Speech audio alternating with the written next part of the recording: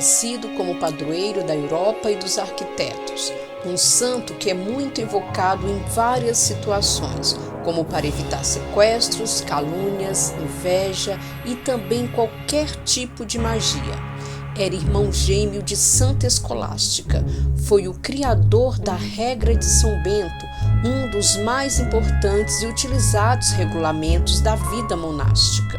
Conhecido também pela sua medalha, que é um sacramental reconhecido pela Igreja Católica com um grande poder de exorcismo.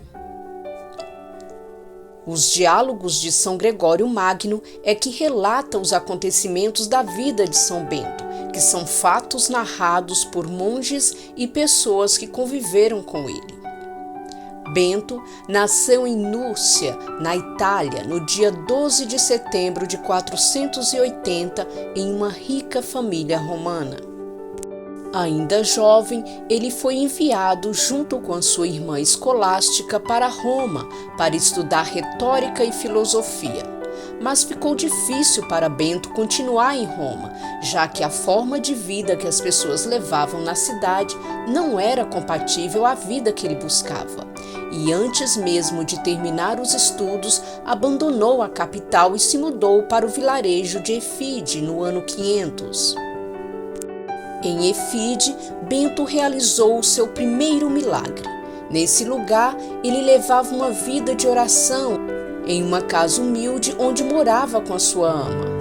Um dia, sua ama pediu uma vasilha de barro emprestada a um vizinho. Sem querer, ela deixou cair o vaso. A vasilha se partiu em vários pedaços. A moça, envergonhada, sem saber o que fazer para devolver a vasilha, começou a chorar. E quando Bento chegou em casa, vendo o desespero da sua ama, recolheu os cacos e começou a rezar com muita fé. Depois da sua oração, o vaso ficou como novo, e ele devolveu o vaso à jovem. Essa história logo se espalhou pela região e ele ganhou a fama de milagreiro. Mas São Bento não ficaria no vilarejo, pois crescia nele um grande desejo de se tornar um eremita e se dedicar totalmente à oração. E com apenas 20 anos de idade, ele partiu. No caminho, encontrou um eremita chamado Romano. Romano ensinou a Bento tudo sobre a vida de eremita e levou-o para uma gruta de difícil acesso, localizada no Monte Subíaco. Lá, o jovem Bento levou uma vida de oração e contemplação. Romano levava alimento para Bento. Ele amarrava ao cesto uma corda e descia o cesto com alimento até a gruta. Bento não recebia visitas, mas um dia, porém, um sacerdote da região, fazendo o seu jantar, ouviu uma voz dizendo: "Está fazendo o seu jantar, enquanto meu servo Bento morre de fome no deserto?" O sacerdote, com muito esforço, partiu para o deserto. Encontrou a gruta em que Bento estava escondido e, após uma oração, disse que era o dia da Páscoa do Senhor e serviu o alimento para Bento. Na gruta, ele viveu durante 3 anos, buscando uma vida de santidade dedicada à meditação, oração e sacrifícios, mas foi descoberto por alguns pastores que passavam por ali. Esses pastores começaram a procurá-lo sempre que precisava de conselhos e orações. E a fama de santidade e sabedoria de Bento logo se espalhou. E um grupo de monges que viviam no convento de São Cosimato, localizado em Vicovaro, e que estava sem um superior para liderá-los, insistiram para que Bento aceitasse ser o abade deles. Depois de muito insistir, ele aceitou e foi eleito abade do mosteiro. Mas os monges que viviam uma vida de pouco sacrifício e pouca oração não se adaptaram às novas regras de Bento. Assim, os monges começaram a tramar uma forma de livrar-se de Bento. E então tentaram envenená-lo. Mas, como de costume, Bento abençoou o alimento e, nesse momento, saiu da taça com vinho uma serpente e a taça se despedaçou. Percebendo o que estava acontecendo, Bento deixou o mosteiro e seguiu para a região de Nápoles. Bento já tinha um grande número de discípulos e, encontrando com alguns desses discípulos, em 503 fundou 12 pequenos mosteiros e em 529 fundou a Ordem de São Bento, ou Ordem Beneditina, que é a mais antiga ordem religiosa católica de clausura monástica. É considerada como a iniciadora do chamado movimento monacal. Um certo dia, próximo ao mosteiro onde ele morava, havia uma grande pedra que tinha servido de altar para sacrifícios a um deus pagão. Os monges tentavam retirar a pedra, mas a tarefa parecia impossível, pois ninguém era capaz de movê-la. Os religiosos então chamaram Bento, que notou que a pedra estava sendo contida por demônios. Por ordem do santo e diante do sinal da cruz, os demônios fugiram e a pedra, enfim, pôde ser removida. Em um outro momento, um menino chamado Plácido, que mais tarde viria também a tornar-se santo, acabou caindo no rio quando tentava recolher um pouco de água. Bento estava dentro do mosteiro rezando e soube do acidente com a criança através de uma visão. Ele então chamou o monge Mauro e pediu que este ajudasse o garoto. O irmão respondeu que não sabia nadar, mas Bento recomendou-lhe que confiasse em Deus. O monge seguiu as orientações de Bento, resgatou o pequeno Plácido. Ao contar a história mais tarde, o menino relatou que no lugar do irmão Mauro, ele viu a imagem do próprio São Bento. A sua santidade atraiu muitos inimigos. E mais uma vez, Bento sofreu uma tentativa de envenenamento. O sacerdote de nome Florêncio, que tinha muita inveja da santidade de São Bento, lhe enviou de presente um pão envenenado. Mas São Bento, sentindo o que estava acontecendo, deu o pão a um corvo que todos os dias vinha comer de sua mão. E ele pediu ao corvo que levasse o pão para bem longe, onde não pudesse ser encontrado. Diante disso, Bento resolveu ir para o Monte Cassino. Florêncio, se sentindo vitorioso, vai até o terraço para observar a partida de Bento.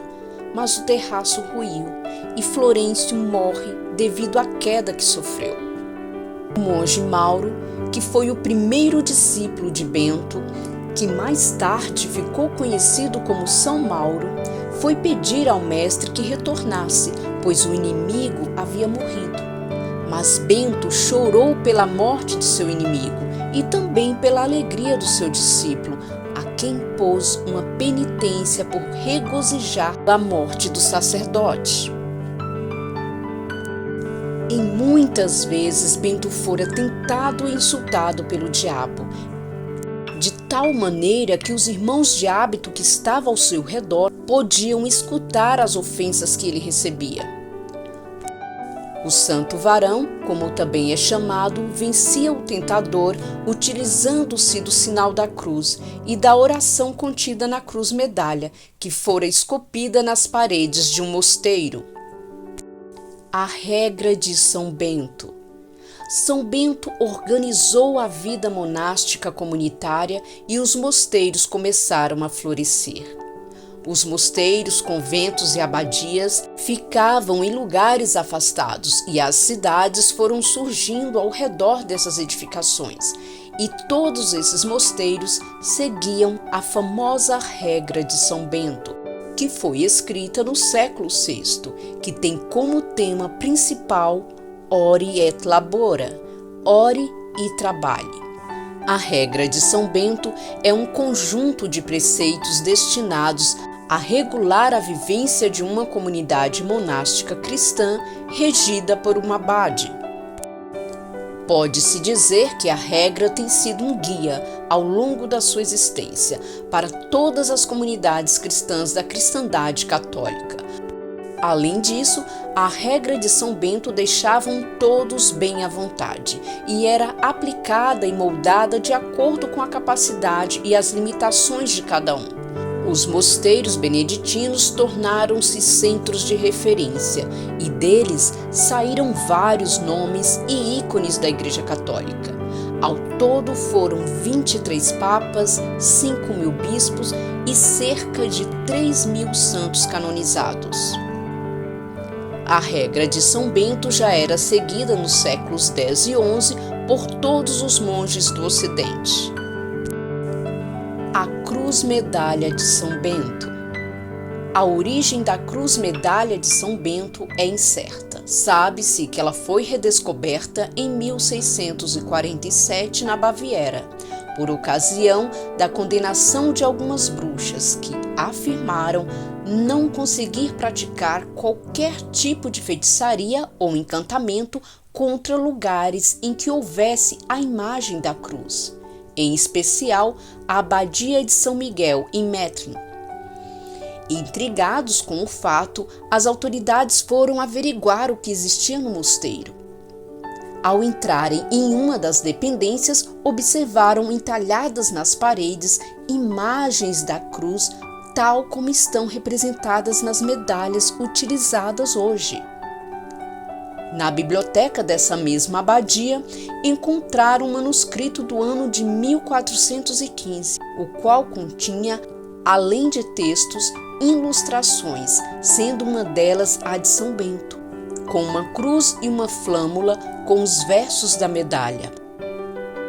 Por esse motivo, estima-se que a origem da imagem da medalha situa-se no século XV.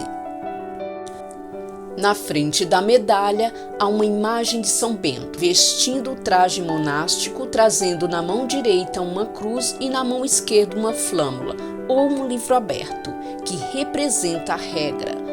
No verso da medalha há as iniciais PAX, que significa paz em português, e uma cruz, e em torno da cruz as iniciais CSPB, que significa em português a cruz do nosso Santo Padre Bento. Na cruz, as iniciais CSSML, que significa a cruz sagrada seja a minha luz, e NDSMD, que significa não seja o dragão meu guia.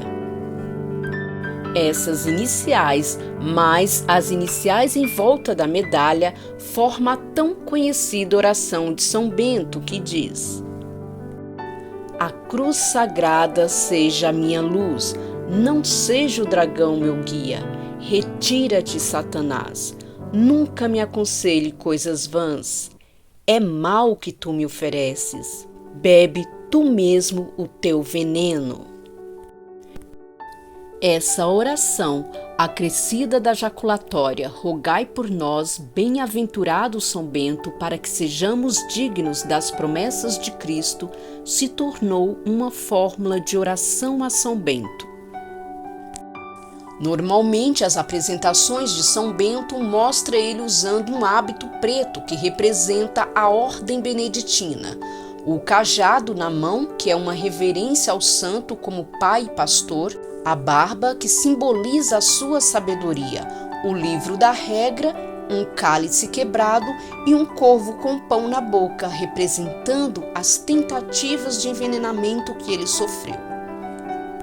O hábito preto, como o de São Bento, permanece sendo usado até hoje nos mosteiros de seus confrades.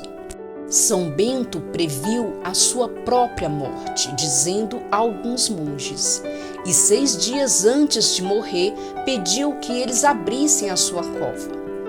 São Bento quis morrer de pé no oratório que ele edificou, consagrado a São João Batista em Monte Cassino, suportado pelos irmãos enquanto orava, de tão fraco e doente que ele estava.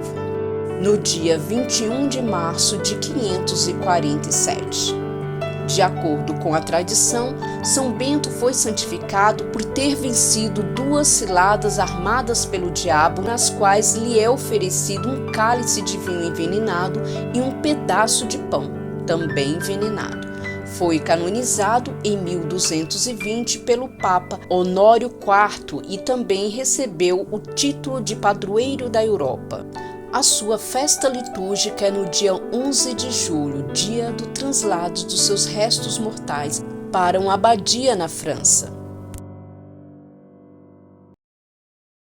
Contamos aqui um pouco da história de São Bento. Espero que tenham gostado e até a próxima história.